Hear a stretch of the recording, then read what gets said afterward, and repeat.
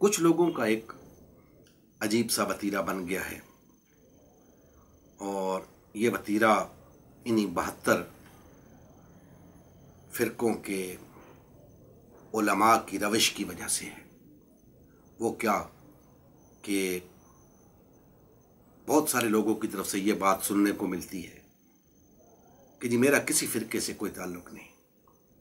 یہ مولوی ایک دوسرے کے پیچھے نماز نہیں پڑھتے، میں تو بالکل ان سے ایک الگ تھلگ ہوں، یہ ایک دوسرے کو کافر کہتے ہیں، مشرک کہتے ہیں، بدعتی کہتے ہیں، گستاخ رسول کہتے ہیں، گستاخ صحابہ کہتے ہیں، گستاخ اہل بیت، تو میں بالکل ان سے الگ تھلگ ہوں،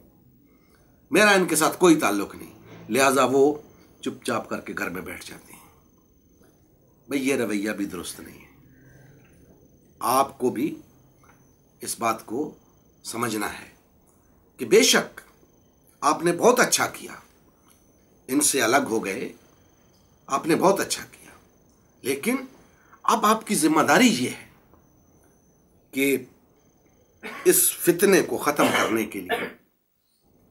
یہ 72 فرقوں کے زور کو توڑنے کے لیے آپ کو بھی کچھ کرنے کی ضرورت ہے نا۔ جب آپ نے ایک بات کو تسلیم کر لیا کہ یہ غلط ہے، ان کی روش غلط ہے، تو صرف ان کو چھوڑنا کافی نہیں ہے، ان سے کنارہ کشی کافی نہیں ہے۔ اب آج ایسے لوگ آپ تیار کریں یا ایسے لوگوں کے ساتھ جڑیں جو ان کی روش کو غلط کہتے ہیں، جو ان کو غلط کہتے ہیں، تاکہ آپ اکٹھے ہوں، آپ کے اندر وحدت پیدا ہو،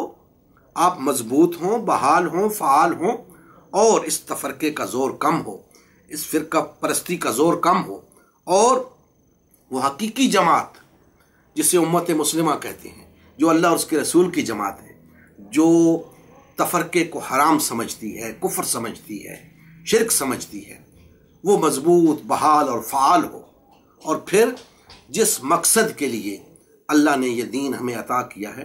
اس مقصد کے حصول کی کوشش کی جائے، اور اس روئے زمین کے اوپر اللہ کی حاکمیت کو قائم کیا جائے۔ لہٰذا چپ چاپ گھر میں بیٹھ جانا اور یہ کہنا کہ میرا کسی فرقے سے کوئی تعلق نہیں، یہ رویہ بھی درست نہیں۔